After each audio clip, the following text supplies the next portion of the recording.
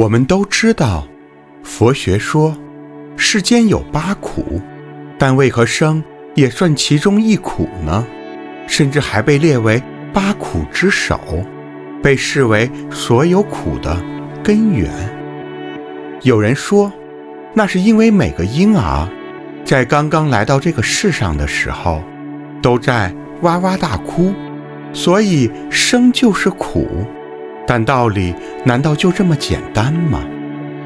大家好，欢迎来到人间见禅频道。生亦何欢？做过妈妈的人都知道，怀胎10月本来就是一场既神圣又辛苦的漫长征途。妈妈和宝宝需要携手经历一场时间的磨难。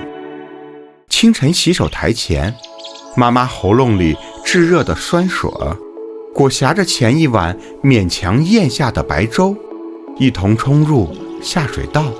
可宝宝在妈妈腹中的一记轻踹，却又在提醒早餐快点到来。妈妈抚摸着隆起的曲线，又想起了昨夜在膀胱上的那一脚，想快也快不起来。早高峰的公交车上，爱心专座上的中学生慌忙站起来让座。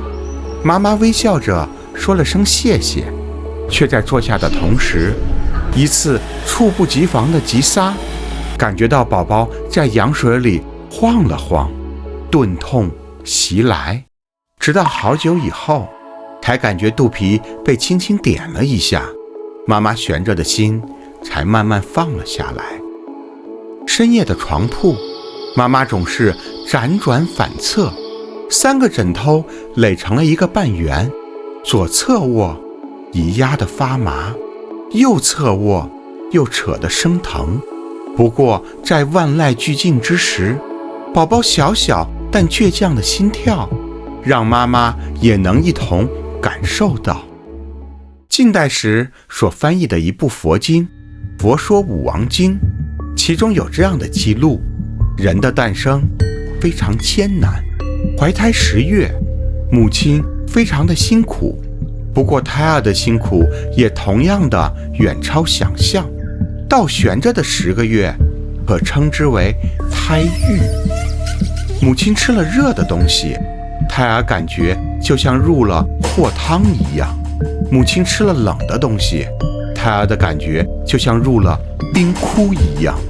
母亲生产的时候，胎儿的感觉就像2座大山夹着一样。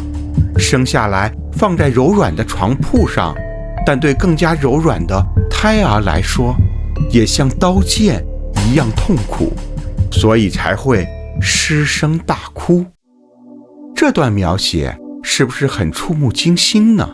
当然了，有学者认为，这段关于胎儿受到母体刺激而感受到不适，以及出生后的疼痛与害怕，更多的是来源于汉地后期的注释和通俗讲解。其实，在原始的佛教经典中，并没有太多的细节描写，而是以极为简略的语言提出了有生则苦的概念。佛学的8苦是什么呢？生、老、病、死，爱别离，怨憎会，求不得，五蕴炽盛。关于8苦的其他内容，我们可以在以后慢慢讲。关于生之苦，今天有2个内容可以分享，一个是关于现代科学的探索，一个是关于佛教哲学的思考。让我们接着聊。生命底色的噪音。假如在浩瀚的宇宙中，作为高等文明智慧的外星生物发现了这样的一个星球，这个星球上的居民每时每刻都要忍受诸多痛苦，如刀剑碎身，如烈火焚烧。这其中有来自环境的磨难，也有自身演化过程中的缺陷。那么外星智慧生物该以什么样的慈悲心来看待这个星球呢？要知道，这个星球可不是什么阿鼻地狱，它就是一颗蓝色的美丽星球，也就是我们的地球。作为地球上的人类，出生之苦仅仅只是开始，短暂的一生，无时无刻不在面对着巨大的痛苦。每走一步路，骨骼之间的摩擦都宛如刀割；每转一次身，内脏之间的碰撞都沉闷钝痛。血液在血管中流动，沙沙作响，浑身发痒。每吸一口气，肺泡都在被氧气所灼伤。可你会问，这不是开玩笑吗？我完全无法感受到这些痛苦呀。那是因为身体原本就有机制来进行遮掩。首先，我们生理上存在着大量的体液、软骨、脂肪，来避免摩擦疼痛。其次，我们的大脑也会分泌出相应的神经递质，来抑制住苦痛感觉。正如很多人所知道的，多巴胺驱动我们获得快乐，内啡肽帮助我们缓解痛苦。正是因为这两者的存在，过滤掉了生命中本该持久存在的痛苦噪音，让我们的体验变得宁静。所以生之苦原本真的就是苦，只是我们的大脑给痛苦的现实蒙上了一层温暖的薄薄的纱，赐予了我们平静，也给予了我们无明。然而人类嘛，总是不作不死，我们总是试图分泌更多的神经递质，让我们更加快乐。有的人选择良性的方式，比如酣畅淋漓的运动，比如充满惊喜的旅行。但有的人选择的方式有点随意，比如吃糖、刷手机、打游戏。还有的人选择的方式就有些糟糕了，抽烟、喝酒、邪淫。虽然这些方式都可以分泌更多的神经递质，但快乐总不能持久，一旦中断，伴随而来的往往就是深深的失落。所以佛学说诸漏皆苦，这也是以后可以继续去聊的话题。但请注意，如果你选择了这颗蓝色星球上最可怕的方式，即选择了违禁药品，那么终将会万劫不复。违禁药品为什么会上瘾？正是因为它的机制卡住了我们生理中的 bug， 有的会作用于内啡肽受体，有的会导致多巴胺大量释放，人会被瞬间涌来的巨大快乐所包围，把你这辈子最棒的高潮乘以1000倍，都和它没得比。这是知名英伦颓废电影《拆火车》中的台词。总有代价吧？那是什么呢？一旦你停下来，除了违禁药品带来的内分泌极大紊乱之外，身体不再分泌神经递质，原本蒙在生之苦上的那一层薄薄的纱被撕掉了。每走一步路，关节之间的摩擦都宛如刀割；每转一次身，内脏之间的碰撞都沉闷钝痛。血液在血管中流动，沙沙作响，浑身发痒。每吸一口气，肺泡都在被氧气所灼伤。原本属于生命底色的巨大噪音，突然变得震耳欲聋。万蚁噬身的感受下，除了再次想办法获得那些恶魔的糖丸，你别无他求。如此反复，直到万劫不复。生命底色竟然是如此的凝重，凝重的让我们根本无法去真正面对。